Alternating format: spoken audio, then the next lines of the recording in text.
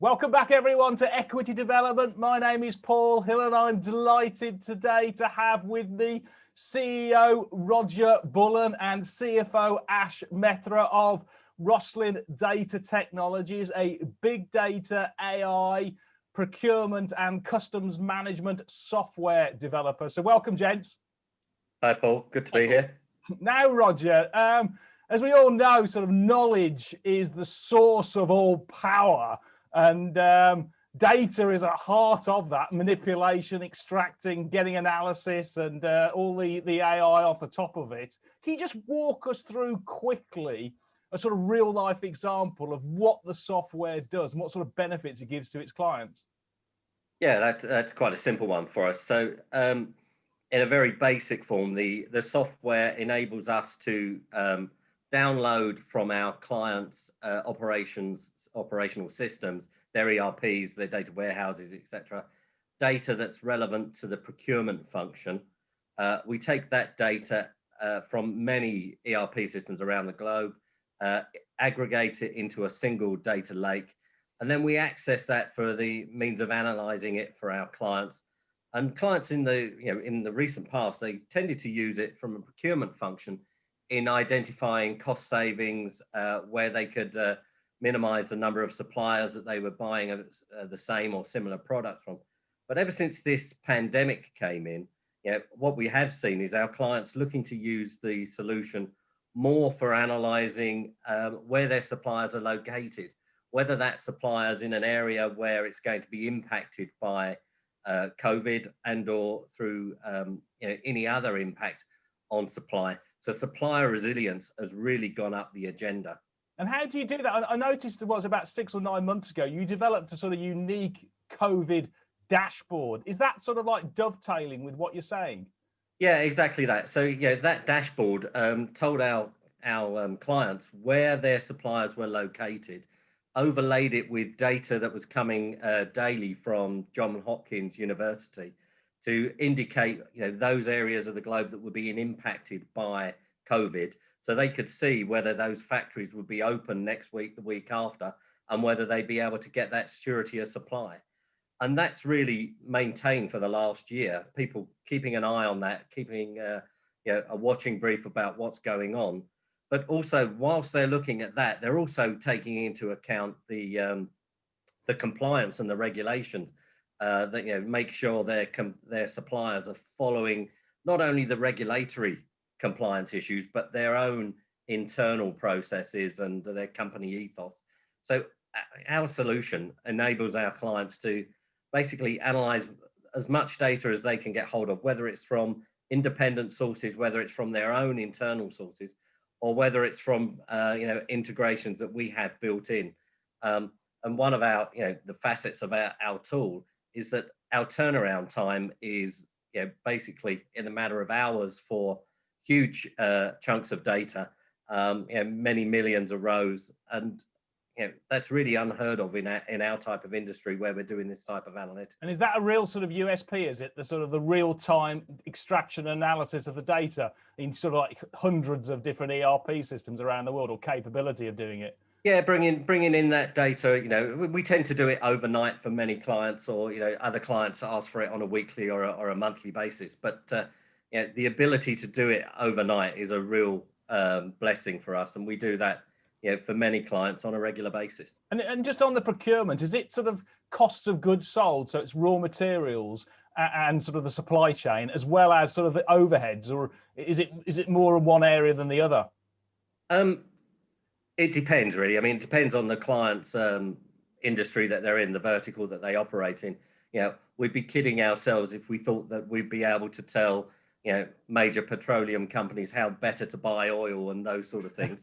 But for the goods not for resale, they're never going to have a dedicated piece of kit and a dedicated team that's looking after that to the same degree. Yeah. Okay. Good. And then just Ash, congrats on the sort of very resilient set of sort of H1 results. Can you just quickly take us through the key highlights and investor takeaways and what you expect sort of like going forward? I did see that this sort of the trading has picked up in the last 2 months, but sort of just the key highlights. Yeah, sure. So I think the key highlight is the revenue growth, and obviously we raised the funding back in May, £6.8 million, with a view to growing the business. So this first half, following that fundraising, has shown an increase in revenue of almost 15%. A lot of that has been driven by Langdon, and clearly the acquisition we made in September 29 is having an impact. So that's probably the most important number in the P&L, of course, and that's what the game is all about, is now driving revenue growth. During the period, we also invested into sales and marketing, so our admin expenses went up. However, we think that's the right thing to do, and we've done that in a very controlled and phased way, especially over the last 3 to 6 months as we've been going in and out of lockdown, and that has had an impact, of course, on potential clients, and the ability to promote the products and do marketing effectively.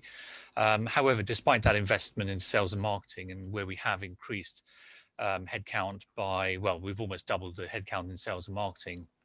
Despite that, we've been able to keep our EBITDA loss to around the same level as last year. So Yeah, flat. that's very important. So, the ability to invest while still growing the top line and marrying the two together, so one doesn't get out of sync with the other, has been really important. And I saw your, I mean, the investment has really paid off handsomely in terms of growing the pipeline. It was up an amazing 18% in 6 months.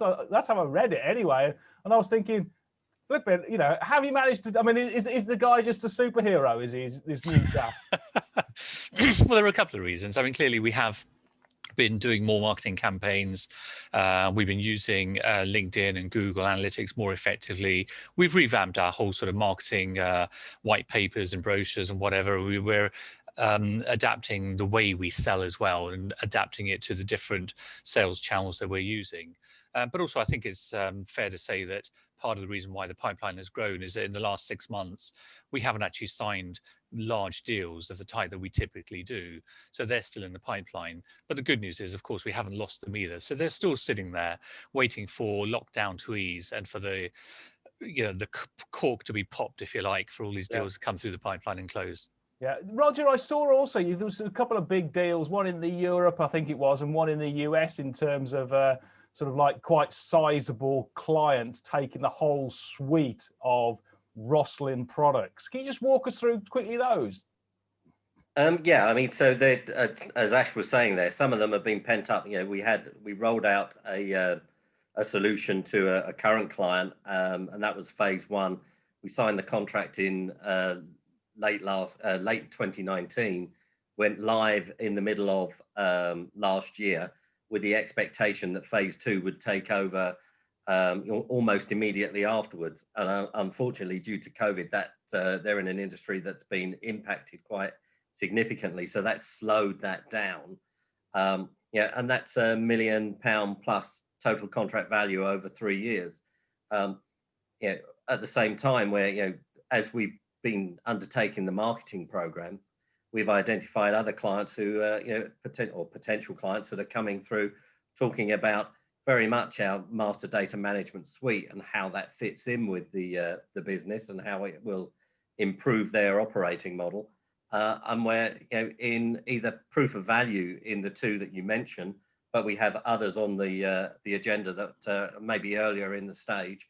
But as soon as we get to proof of value stage, we're in that very short list, maybe of 1 or 2 people that are actually pitching for that deal. And our hope is that we can at least convert 1 out of every 2 of those projects. And is that excluding, if we sort of like separate out COVID, if that's possible, if we get through this COVID void and we have sort of like mass vaccinations in the sort of like, by the second half, etc., and we're back sort of working and the corporates are sort of like, hopefully, sort of like signing off POs, into those sort of more normal conditions, what would be the conversion rate of the pipeline into sort of like into revenue? Is it sort of like a third or a half? Is it quite as high as that?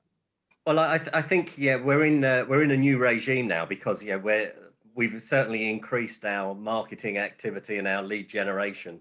In the past, when a lot of our leads came from people who'd used the product in a previous client that they'd moved on from, we had an extremely high win ratio.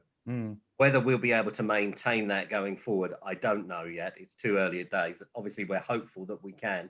But as soon as we get to proof of concept, proof of value, our product, is exceptional in the way it delivers the value to our clients. And I see no reason why we shouldn't keep those very high rates. When we're at the lower level and it's a sales qualified lead walking through the door for the first time, a bit too early to tell at this moment in time. And what's the sort of like the gestation, the duration of a big win, like of £1 million contract? Is it sort of like what, 6 months or so, 9 months? Yeah, it's on average, I would say it's 6 months. And the more ingrained we get and embedded we get to a client, I'd expect it to be slightly longer than that. I hope that these things don't go on to the 9-month length of period, but we are seeing that within COVID.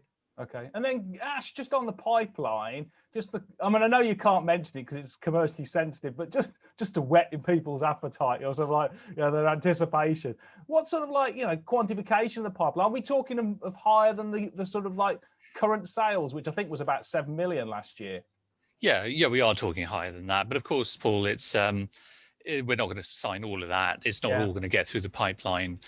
So we monitor the pipeline in terms of its growth. We monitor it also in terms of the stages within it.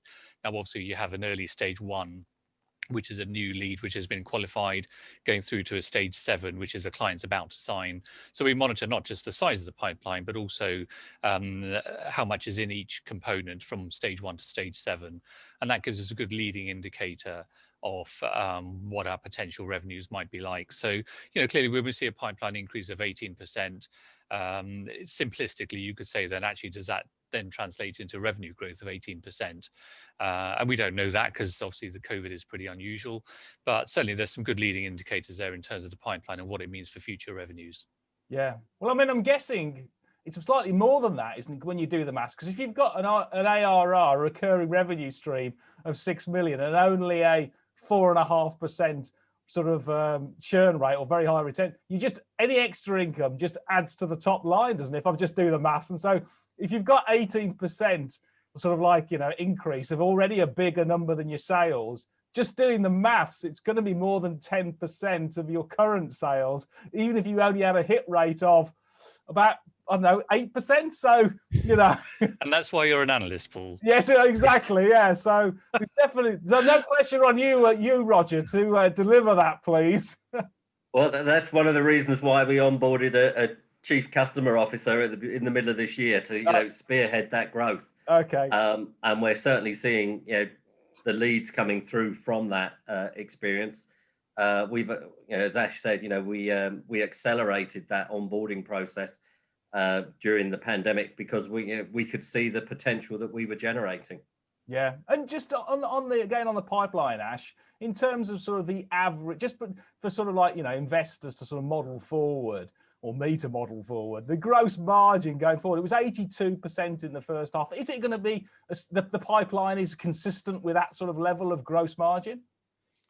Yeah, we anticipate it's going to be ticking up perhaps in the next year or so, but I don't think it's going to go much above 83%. Yeah. The nature of our business is obviously in terms of the cost of sales, which drives the gross margin. In there, we've got all the Microsoft Azure cloud storage processing costs and various licenses.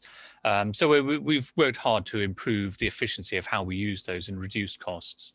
But I think we've pretty much done all of that work now. So that'll flow through over the next 6 months. Yeah, and then the sort of the EBITDA drop-through rates. I'm guessing, again, if you're not building, if it was just a steady state, a large chunk of, I don't know, sort of 40% of that would drop through if you assumed you weren't building for it, trying to grow your sales or grow your R&D, or 30-40%. I mean, it must be a big margin drop through at some point anyway. Yeah, I'm not going to put you on the spot, honest. No, I'm not going to give you numbers, but I mean, in broad terms, of course, we have to. The challenge for any growing company is to balance the revenue growth with the cost growth, and you don't want the cost growth going ahead of the revenue growth. But equally, you don't want the revenue growth not being caught up by the cost growth, because you still have to invest into more R&D. You have to have more salespeople. You have more back office infrastructure. So that's a delicate balance we face. But certainly, I think at the moment, when we look at the revenue coming in, we are in a position where we will benefit more from the revenue growth, if you like, because we've got a pretty stable cost base for what we're doing. And actually, I think our cost base, as it currently stands, would cater for a much higher level of revenue. So I think in the coming year or two, we can see revenue growth without the same level of cost growth. And obviously that flows through then to the bottom line. Yeah, well, I think if your new chief customer officer can deliver you 18% in the first 6 months, then give him some more money.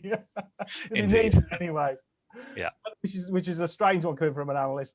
Now, Roger, despite the sort of the intricacies of the of COVID, you've also managed to launch a new, really exciting, just in front of Brexit, customs management software package. Can you just talk us through the sort of like the opportunity there? Because I mean, we only had yesterday we had M&S saying its logistics is all in pieces because of Brexit, and then you had ASOS saying today that it's got another £15 million hit that it has to take for tariffs and stuff. Can you just, I mean, this must be absolutely just a perfect timing, isn't it, to launch a sort of Brexit way of reducing all the masses of red tape and documentation that corporates need to complete?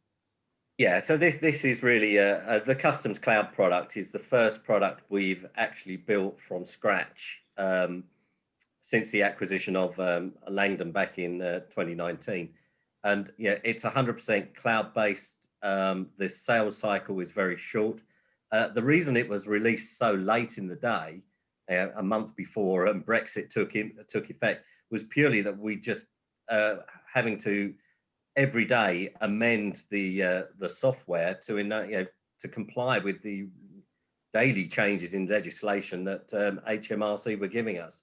So we went live with an importation product at the 11th hour, and we're still updating it as on the 31st of December, purely because of the deal that was closed in the day before Christmas. So the whole solution is designed for the SME market, for those people who don't regularly import significant amount of product, but import regularly enough to not want to use the services of a third party because of the cost. So our product, retails at a very modest fee, and enables them to submit their declarations for importations at this moment in time within 30 minutes, half an hour of the importation. And from our point of view, it's a very short sales cycle. During December, we sold probably 20 of the products, and it was deployed, implemented, signed off, all within a week and a half, 2 weeks of the initial conversations.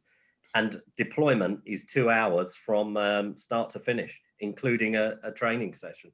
So very rapid from our point of view, and gives us that opportunity to meet however many clients there are out there that have this problem. Customs consider there's probably 200,000 organizations that need to submit customs declarations that weren't in the past. How many of those will need to be or will consider using a software and doing it in-house? We really don't know now, but if we assume that's around 25% of that number, then that gives us a great marketing opportunity here and a great element for growth. And how are you going to get to these clients in terms of, because obviously you've direct sales before with the bigger clients, the corporates, which makes sense. But when you've got 200,000 people to meet personally, even Paul, the Superman, probably can't actually go around that many businesses in the first month. You're right. I may be wrong. No, his cape won't allow him to do that. But the one thing we've done is we've hired, part of our growth in the sales and marketing team has been, onboarding, a internal salesperson within Langdon to, answer all the queries that are coming through the website, because that's where an awful lot is generated. But, there are very few businesses that needed to do an awful lot of customs work prior to Brexit. So, there's a lot of people looking at LinkedIn and searching through the web, and we're using all the marketing ploys we really can to get access to that customer base and call them up and have a conversation. There's no need for a direct sale meeting face to face. A lot of this is a warm telephone call after someone's popped onto our website and onto our LinkedIn or Facebook pages. Great. And the sort of roadmap, the technology roadmap for that, is it going to be extended from import to export? Yeah, exports will be ready by the end of March, being deployed in April. So that will give us another string to that bow, and then we'll look to see what else is needed. I mean, one of the things you talk about M&S and ASOS, there are the food safety certificates on import and export. We haven't built those in at the moment, but it's one of those things that we could do. What I don't envisage is us being a software provider that makes sure that or guarantees that that documentation will be 100% correct. What it will do is tell you that you need this document in order to ship it. Do you have it? Yeah. So we're not going to take on that onus of responsibility, but we will take on that. These are the things you need to do. Yeah. Well, if you've got masses of red tape, I mean, it's just going to help, isn't it? Sort of like customers overnight know that about it.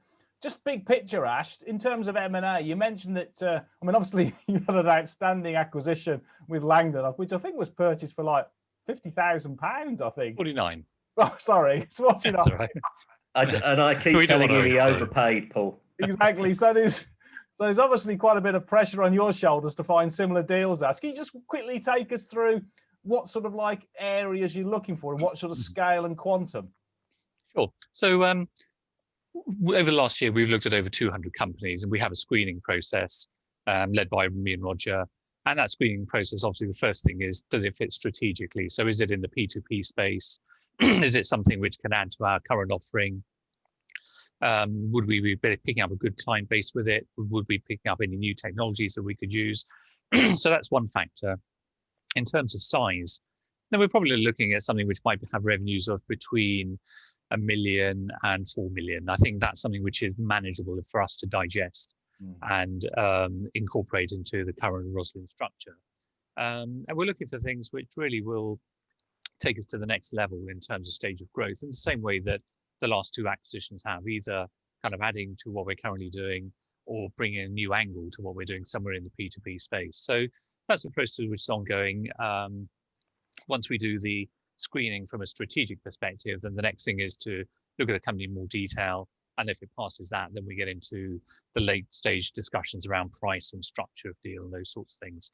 That's a process which is ongoing. We'd like to be able to announce something in the coming months if we could. Oh, right. Okay, fantastic. Good. And then just sort of top level then, sort of big picture. If you push the clock forward 3 to 5 years, Ash, how large or what is the sort of the aim of the company to what sort of size, etc.? Now, nobody's going to hold you to it because there's no numbers out there. But what are you looking? I mean, you're obviously, I think I've got a number of about 7.5 million revenues by the end of this year, and obviously a higher ARR than the current one of 6.2.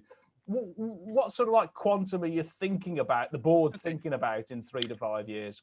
Well, when we did the fundraising back in May, we said that our objective was to triple the revenues in the next 3 years. So that's going from, let's say, 7.5 to taking us up to sort of 22, 23 or so.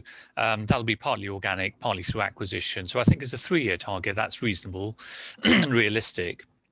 The significance of that isn't so much in terms of just growing the business and growing the revenues, but obviously with the economies of scale, we would then have a significant EBITDA and cash inflow from that. But another dynamic for investors is that as you grow, your multiples change as well. So currently we have a multiple of 2 times revenue in terms of our valuation, excluding cash.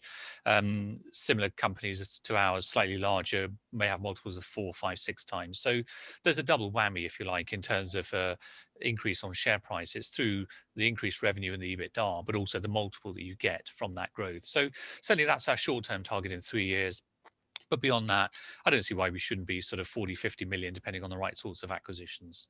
Yeah. Well, I mean, certainly if you just run the numbers, then it's sort of like you do 22 million, times that by 3, you sort of like, you get to 66 million compared, well, just 3 times you get to 66 million. If you do it with sort of like, 5 times, you get to 100 million.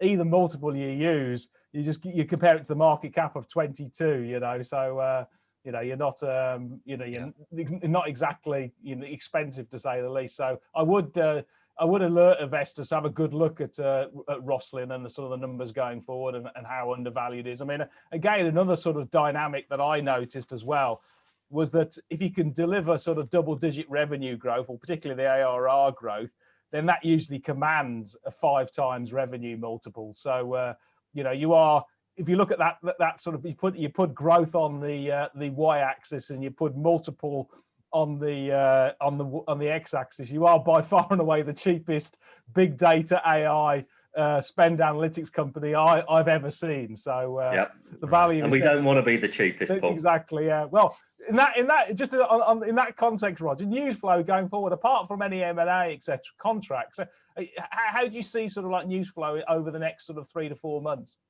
Well, I think I'm hopeful that we'll see a lot more coming out. I think you would have seen from the the marketing that we've been doing and the step up there, where we put a lot more presence out there in the the sphere than we ever had before, and we'll continue to do that.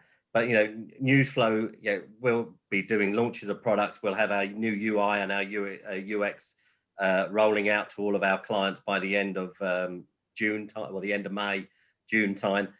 So I'm expecting some large contracts to fall down before the end of our fiscal year, and then before the end of June, we should hopefully have closed another couple of contracts. But I'm hesitant because of COVID until we're out of this lockdown. We are asking clients to engage with us with never having met us, and when we are an important part of their digital transformation going forward, they've got to feel very comfortable with us.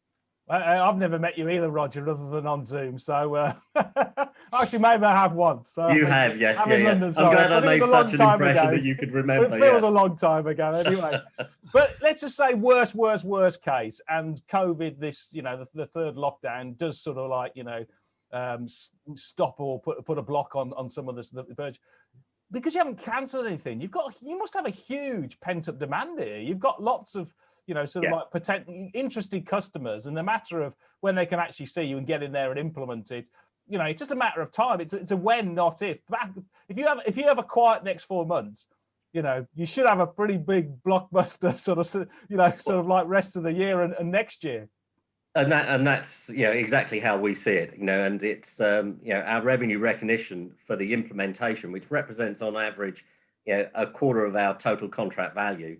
That's the bit that we would be deferring to, maybe part of it to next year or the year after.